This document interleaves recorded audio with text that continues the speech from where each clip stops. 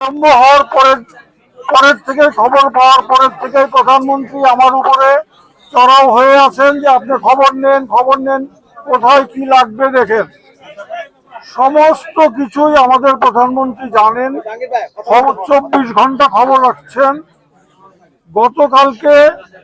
গত পরশু সন্ধ্যায় আমাকে বলতেছেন আপনি ওখানে যান, দুর্গত এলাকায় যান, নিজে দেখে আসেন, কি কি কাজ করতে হবে তদারক করে আসেন।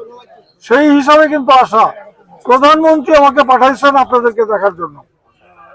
তো আমরা এমন একজন প্রধানমন্ত্রী পেয়েছি যিনি 24 ঘন্টাই দেশের ভালো করার জন্য চেষ্টা করতেছেন।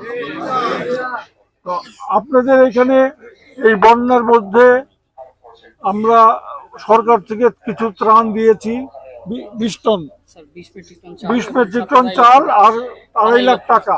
ওনার সঙ্গে কথা বললাম, এইটা আগামী 2-3 দিন ওনার চলবে।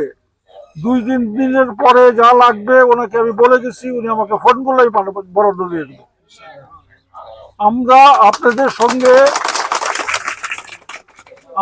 আমরা মানে তারেক রহমান সাহেবের সরকার, তার সঙ্গে আমরা সবাই মিলে আপনাদের সঙ্গে আছি। আপনাদের যে কোনো দুর্ভোগে যা লাগবে আমরা সেই রসদ দিতে বাধ্য, আমরা দিব। আপনারা দোয়া করেন আমরা যেন আপনাদের এই খেদমতটা করতে পারি।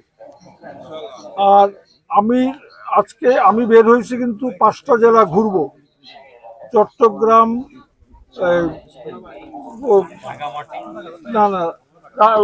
রাঙ্গামাটি, বান্দরবান, খাগড়াছড়ি এবং কক্সবাজার।